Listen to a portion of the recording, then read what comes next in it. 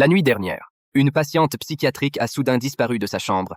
Toutes les recherches sur l'île sont restées vaines. En regardant la photo d'Anna, des images de camps de concentration traversèrent de soudain l'esprit de Jack, ce qui lui provoqua un violent mal de tête. Le directeur pensa qu'il avait le mal de mer et lui donna un médicament, puis ils se rendirent dans la chambre d'Anna. Après inspection, ni le sol ni les fenêtres ne présentaient de traces. Chaque patient possède 2 paires de chaussures. On en conclut donc qu'Anna est partie pieds nus. Jack trouva alors un bout de papier caché sous une dalle. Il était inscrit. Règle numéro 4. Qui est le 77e patient? Le directeur confirma que c'était bien l'écriture d'Anna.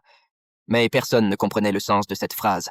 Même si Anna avait réussi à s'échapper de sa chambre, comment aurait-elle quitté le bâtiment?